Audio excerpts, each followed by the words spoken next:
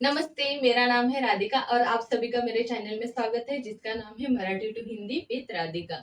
हम लोग ने कल के वीडियो में देखा था कि आई जो पोयम है उसको एक्सप्लेन किया था। आज हम उसके क्वेश्चन आंसर देखने वाले हैं। तो पहले आएगा मौखिक यानी ओरली जो भी आपके क्वेश्चन पूछे जाते हैं वो वाले। तुम्हाला कुटुंबात कोण आवडते व का?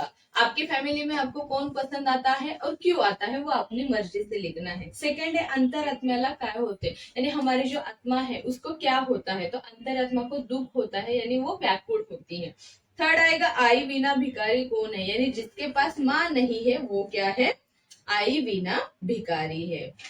यानी स्वामी तिन्ही जगाचा आई बिना भिकारी, यानी स्वामी जो भी रहेगा वो आई के बिना क्या है, भिकारी है। एका वाक्यात उत्तरे लिहा।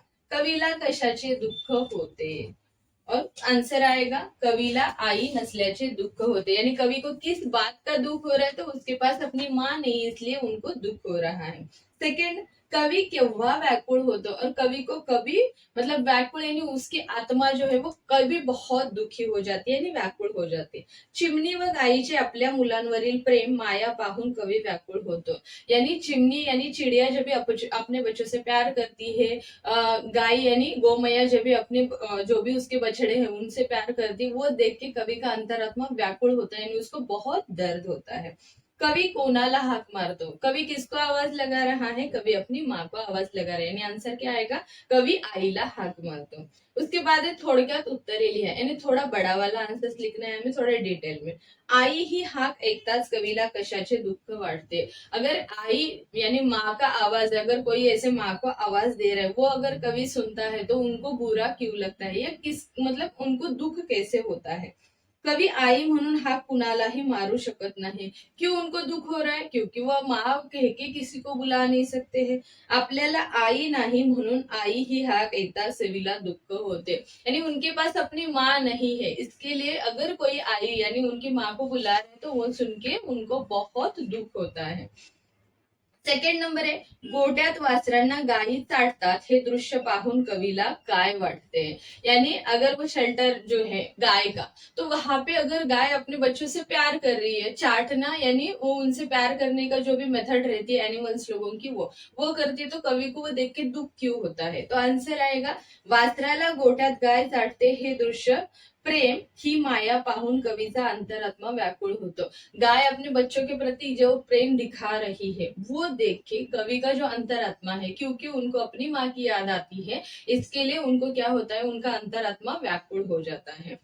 आई परत यावी म्हणून कवि आईला उद्देशून काय म्हणतो, उनकी माँ वापस आ जाए इसके लिए कवि उनको कैसे बुलाता है। तो आंसर आएगा कवि आईला रागावली तरीही न रुसण्याचे वचन देऊन, अगर तुमने मेरे ऊपर गुस्सा किया तो भी मैं रूठूंगा नहीं, रागावण्यास तरी ये अशी विनंती करतो। बट वो गुस्सा करने के लिए तो माँ वापस आ जाओ ऐसी विनती कौन कर रहा है, तो कवि अपनी माँ को कर रहा है। उसके बाद आएगा कवितेच्या ओळी पूर्ण करा, यानी जो भी आपकी पोयम है उसके जो लाइन है आपको कंप्लीट करने हैं तो वो आपको पोयम में मिल जाएंगे। उसके बाद आएगा समानार्थी शब्द लिहा, यानी मीनिंग्स लिखने हैं। आई का क्या आएगा, माता, चित्त, यानी जो हम ध्यान लगाते हैं तो उसका दूसरा वर्ड क्या आएगा, लक्ष्य। शोक यानी दुख आएगा या खेद आएगा। चिमनी, चिमनी का दूसरा नाम आएगा चिव। लिंग बदला यानी जेंडर चेंज करना है। आई का आएगा बाबा, चिमनी चिमना, गाय का आएगा बैल, भिखारी का आएगा भिखारिन।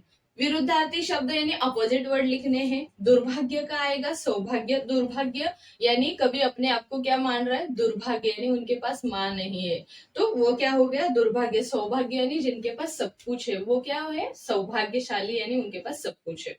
राग, राग का क्या आएगा, प्रेम। शब्द शुद्ध करून लिहा, जो स्पेलिंग मिस्टेक्स दी है वो क्लियर करके लिखनी है। पहला आएगा मनोनी, चित्ता, अंतरात्मा, कुठारी, मुखी, रुसनार। इस तरह से आपको जो भी स्पेलिंग मिस्टेक्स है वो ठीक करके लिखनी है। उसके बाद आएगा आजीचे चित्र चिकटवून माझी आजी या विषयावर 10 ओळींचा निबंध लिहा, अपनी जो भी ग्रैंड मदर है उसका फोटो चिपकाना है यहाँ पे और 10 लाइन का ऐसे लिखना है। पहला आएगा माझी आजी आमच्या कुटुंबातील सर्वात ज्येष्ठ व्यक्ति आहे, यानी मेरी जो दादी है वो क्या है, हमारे जो कुटुंब यानी हमारी जो फैमिली है उसमें से सबसे श्रेष्ठ सॉरी ज्येष्ठ यानी सबसे ज्यादा उम्र वाली पर्सन है। सेकंड आएगा, ती खूप प्रेमळ व काळजी घेणारी आहे. यानी वो बहुत प्यार करती है और वो बहुत केयरिंग पर्सन है. ती रोज सकाळी देवाची पूजा करते और वो हर सुबह उठ के भगवान की पूजा करती है. आजी मला गोष्टी आणि रामायणातील कथा सांगते. यानी मेरी दादी क्या करती है, अलग अलग स्टोरीज भी बताती है, बट रामायण और महाभारत की जो भी कथा है वो भी सुनाती है. तिच्या गोष्टी ऐकताना मला खूप आनंद होतो. और जब भी मैं उनकी स्टोरी सुनता हूँ तो मुझे बहुत खुशी मिलती है. ती खूप चविष्ट अन्न बनवते या जेवण बनवते, यानी बहुत स्वादिष्ट वो खाना बनाती है. आजी नेहमी आम्हाला चांगल्या सवयी शिकवते और हमेशा हमें अच्छी आदतें लगाती है. यानी मतलब डिसिप्लिन में कैसे रहना है, कुछ मतलब गुड हैबिट्स वगैरह जो होती है वो दादी सिखा देती है. ती मला अभ्यासात आणि शिस्तीत राहायला शिकवते. वो मुझे स्टडी करने के लिए भी बोलती है और डिसिप्लिन मेंटेन करने के लिए भी बोलती है. आम्ही सर्वजण तिचा आदर करतो और हम सब उसका रिस्पेक्ट करते हैं. माझी आजी माझ्यासाठी प्रेम, अनुभव आणि आशीर्वादाचे झाड आहे. तो मेरी दादी मेरे लिए क्या है, प्यार, अनुभव यानी एक्सपीरियंस और आशीर्वाद यानी उनके जो भी आशीर्वाद है उसका पेड़ है मेरे लिए मेरी दादी.